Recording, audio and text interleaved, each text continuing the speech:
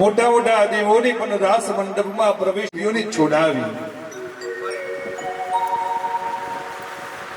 સંઘચૂર્ણનો વધ કરી નાખ્યો અને તેના મસ્તક પર મણી હતો તે લઈ મોટા ભાઈને આપી દીધો. કોઈ વખત વૃંદાવનમાં અરિષ્ટાસુર બળદનું રૂપ લઈને આવ્યો.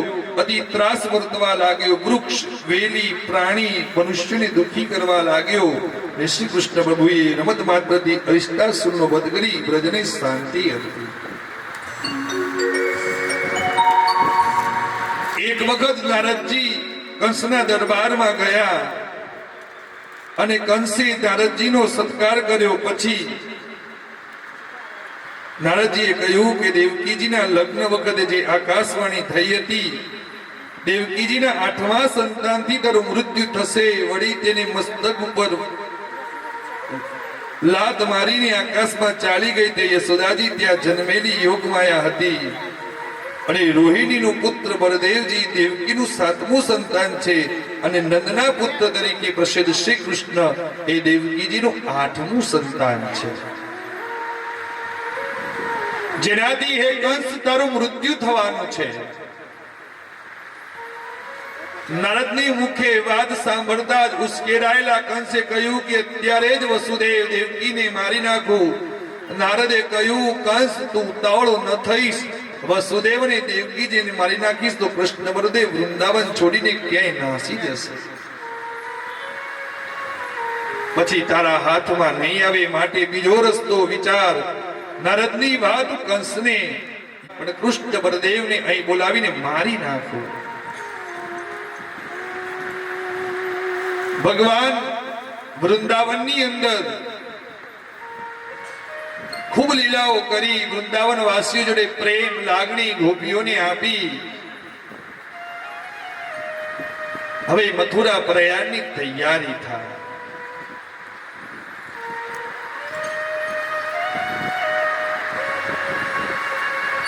કૃષ્ણને બળદેવને બોલાવવા માટે કોઈ ભક્તની જરૂર અને કંસે કૃષ્ણને બળદેવને પોતાના મથુરામાં બોલાવવા માટે ધનુષ યજ્ઞનું આયોજન કર્યું. ધનુર યાગના બહાને હું તેને આમંત્રણ આપીશ અને કૃષ્ણ બળદેવને બોલાવવા માટે એક ભક્તને મોકલીશ. એનું માન સન્માન કરીને કૃષ્ણ બળદેવ અહીંયા આવશે. મથુરામાં ધનુર્યાગ કરવો છે, પણ આપણા રાજ્યમાં ઘણા બાળકો બહુ હોશિયાર છે, બહાદુર છે. બધાને અહીં બોલાવી આદર કરી ઇનામ આપીએ તો અક્રૂરજી કહે તો બહુ સારી વાત છે. અક્રૂરજીને સમજાઈ ગયું કે મૂળ મુદ્દાની વાત હવે કરી. મારી ઈચ્છા છે કે એક કામ તમે કરો. તમે વૃંદાવનમાં જઈ અને કૃષ્ણને બળદેવજીને તેડાવી લાવો કે ધનુષ યજ્ઞ છે, તમને નિમંત્રણ આપવામાં આવ્યું છે ને તમારા કહેવાથી બંને બાળકો અહીંયા આવશે. એટલે અક્રૂરજી સમજાઈ ગયા કે કંસને મને બોલાવી અને મોતને ઘાટ ઉતારવાનું કાવતરું છે. આ રાજનમ નિશિતીશમ યક્તવસ્વાવદમાર્જનમ સિદ્ધય સિદ્ધયો શમમ કુર્યાદ વહી ફલસાદનમ. અક્રૂરજી બોલ્યા કે રાજન, તમારી વાત બહુ સારી છે. ભગવાને બોલાવાનો વિચાર ઘણો સારો છે, પણ સફળતા અને નિષ્ફળતામાં સમબુદ્ધિ રાખવી. બીજા દિવસે સવારે મથુરાથી નીકળવાનું નક્કી કર્યું. અક્રૂરજી વિદાય થયા. કંસને ત્યાંથી વિદાય થઈ. નારદજી સીધા વૃંદાવન ગયા. નમસ્કાર કરીને બોલ્યા કે હે ભગવાન, બહુ આનંદ થયો. તમારા અનેક ચરિત્રો મેં જોયા. રાસલીલા સુધી બધા જ ચરિત્રોના મેં દર્શન કર્યા. હવે પછી તમે મથુરા પધારશો, એ પણ જોઈશું. કંસને મારશો, એ ચરિત્રના હું દર્શન કરીશ.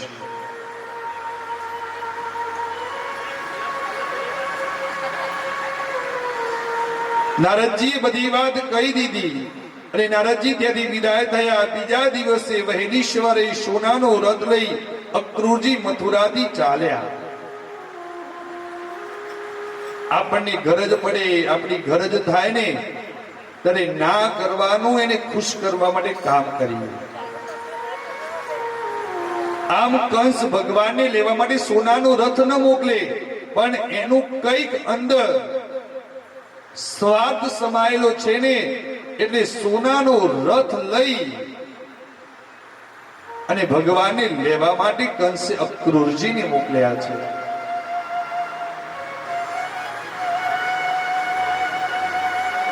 અક્રૂરજી મનમાં ને મનમાં કહેવા માટે લાગ્યા કે કંસનું જે થવું એ થાય, પણ આપણો ભવપાર સુધરી ગયો. કેમ કે મારે તો ચૌદ બ્રહ્માંડના અધિપતિ કૃષ્ણ પરમાત્મા નો હું સારથી બનવાનો છું અને સોનાના રથમાં બેસાડીને લાવવાનો છું. આવો લાવો તો ક્યાંથી મળે મારા બાપ?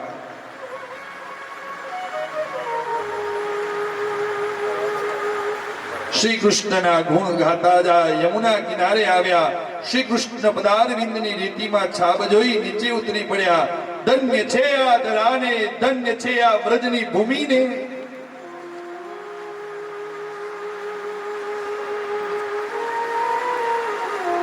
આ રમણ રીતિને બોલતા બોલતા અક્રૂરજી એ રીતિમાં આળોટવા લાગ્યા.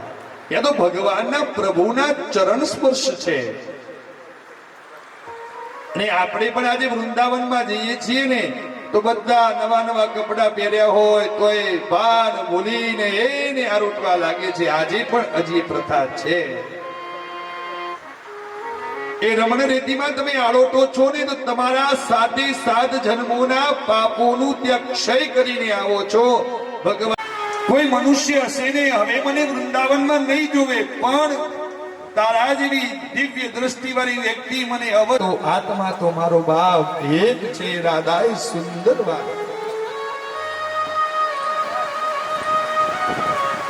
રાધા કઈ બોલી શકતી છે નહીં. રાધા સ્તબ્ધ થઈ ગયેલી છે.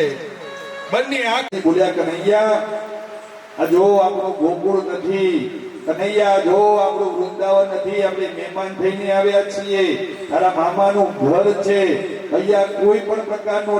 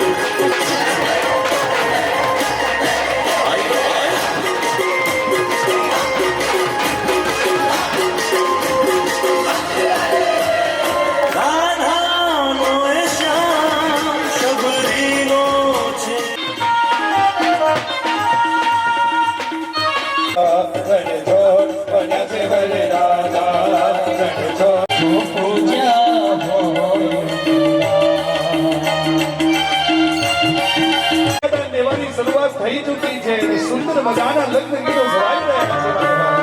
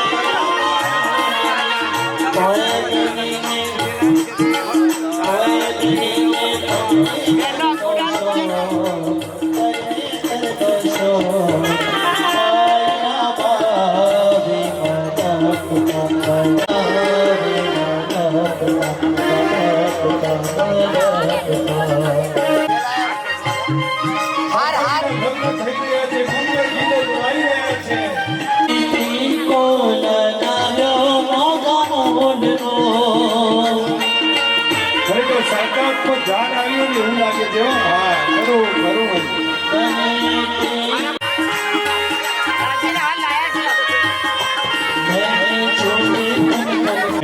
બલંદ દેવ લક્ષ્મી મને દેવરા સ્મરામી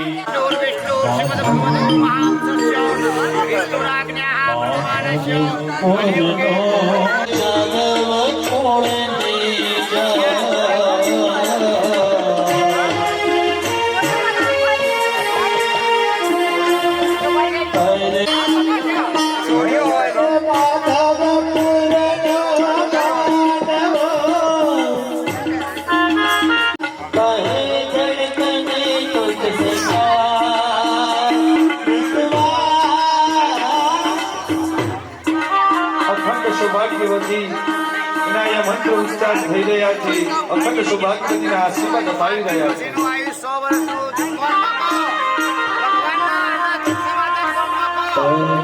સાચે તારો પતિ અખંડ સૌભાગ્યવતી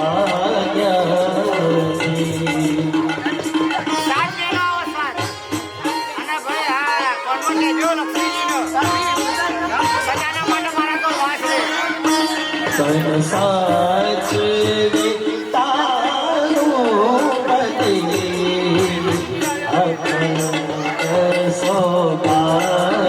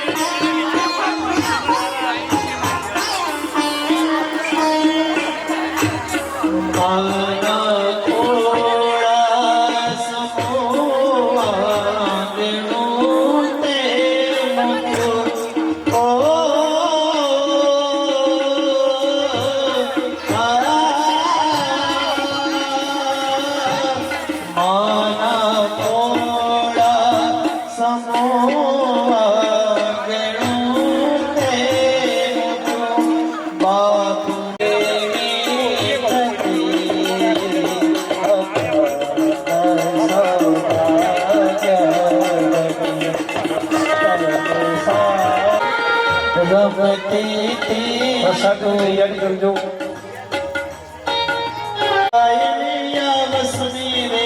રોકી ના રોકા દીકરી તો પર આ પર કહેવાય દીકરી તો પર આ પર કહેવાય દીકરી જાય વસવી તમને મારી વાણીની અંદર કદાચ કઈ ભૂલ ચૂક જણાવી શકતો તે દૂર કરતા સુખ સંપત્તિ તે